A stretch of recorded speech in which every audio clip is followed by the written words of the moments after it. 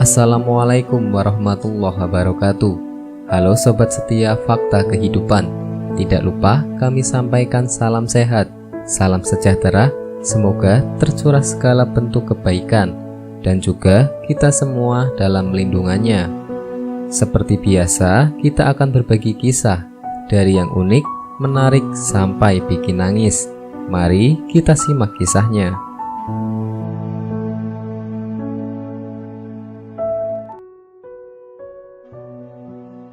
Kisah nyata. Kisah anak yang lumpuh karena durhaka kepada ayahnya. Alkisah, hiduplah seorang pemuda bernama Abdullah Banimah. Banimah merupakan sosok yang cukup taat beribadah. Namun layaknya pemuda kebanyakan, Banimah beberapa kali merokok. Hal ini tentu tidak diketahui oleh kedua orang tuanya. Suatu hari, sang ayah mendengar dari seorang bahwa anaknya tengah merokok. Tentunya merokok bukanlah hal yang tidak diinginkan oleh setiap ayah terjadi pada anaknya. Maka setelah menemui Banimah, sang ayah bertanya, "Apakah engkau merokok?" Karena tak ingin ketahuan, akhirnya Banimah memutuskan untuk berbohong. "Demi Allah yang Maha Agung, aku tidaklah merokok," ujar Banimah tak kalah seru. Suaranya lebih tinggi melebihi suara sang ayah. Banimah berusaha sebisa mungkin terlihat meyakinkan, pasalnya sang ayah tak pernah secara langsung melihatnya merokok, melainkan hanya mendengar dari orang lain. Sementara sang ayah sangat yakin kalau Banimah merokok.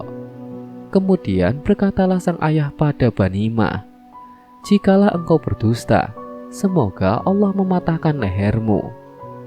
Bohong apabila Banimah tak takut setelah keluar doa tersebut dari lisan sang ayah.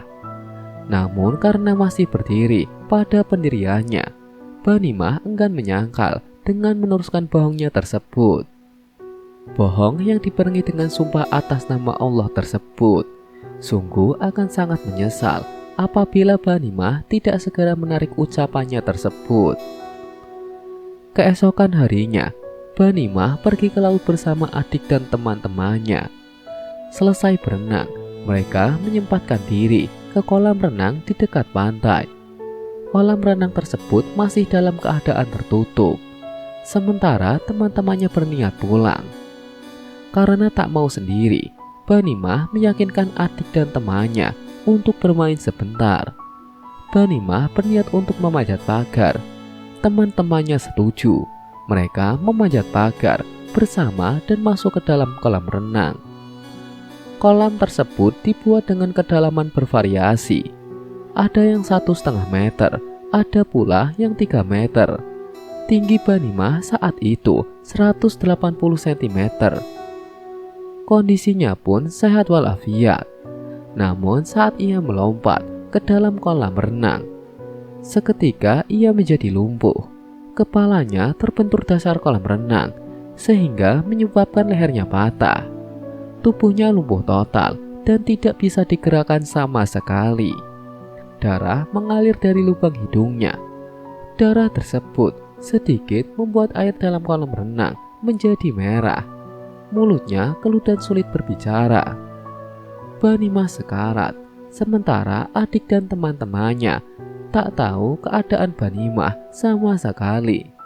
Mereka sibuk dengan kesenangan mereka sendiri di kolam renang. Salah seorang temannya menyadari hilangnya Banimah dan menanyakan hal tersebut kepada adiknya. "Kakakku gemar menyelam, nanti juga akan muncul," jawab sang adik dengan santai. Kemudian adik Banimah keluar dari kolam renang, mengeluarkan sebatang rokok dan hendak menghisapnya. Di dalam kolam renang, Banimah masih berusaha agar tetap sadar. Ia berusaha mengeluarkan nafas sebagai tanda untuk teman-temannya agar segera menolong Banimah. Di tengah perjuangan besar Banimah untuk tetap hidup, Banimah melihat sebuah rekaman dalam benaknya. Rekaman tersebut memperlihatkan kejadian-kejadian semasa 19 tahun hidupnya. Dari masa kecil hingga dewasa, ia banyak melakukan maksiat. Rekaman tersebut diakhiri dengan kejadian beberapa waktu lalu. Saat itu, Banimah tengah bersedekah kepada ibu pemulung dengan memberikan makanan untuknya. Ibu pemulung tersebut terharu, kemudian membalas Banimah dengan mendoakannya. Setelah melihat rekaman tersebut, hati Banimah menjadi lapang. Ia segera mengucapkan 2 kalimat syahadat sebelum akhirnya tak sadarkan diri di dalam air. Selepas itu, sang adik menyadari kakaknya yang tengah pingsan. Buru-buru Banimah diangkat segera dibawa ke rumah sakit. Di tengah perjalanannya, Banimah sempat sadar dan berpesan kepada adiknya untuk menelpon rumah. Jika ibu yang mengangkat teleponnya, maka jangan beritahukan keadaanku. Tapi bila ayah yang mengangkatnya, maka beritahu keadaanku, ucap Banimah sambil menahan rasa sakit. Tak kalah mendengar kabar Banimah tengah sekarat, maka sang ayah segera menuju rumah sakit. Tak lama kemudian, ibunya menyusul sambil menangis. Rupanya Allah hendak memberi Banimah kesempatan untuk bertobat. Padahal sangat mudah bagi Allah untuk mencabut nyawa Banimah saat itu juga. Jikalau demikian, maka Banimah meninggal dalam keadaan durhaka karena telah meninggikan suara di hadapan orang tua. Ditambah ia telah melakukan sumpah palsu atas Tuhannya. Kisah ini jadi pelajaran bagi kita semua. Tak ada yang tahu kapan ajal akan menjemput. Akankah kematian kita mendahului orang tua kita atau justru sebaliknya?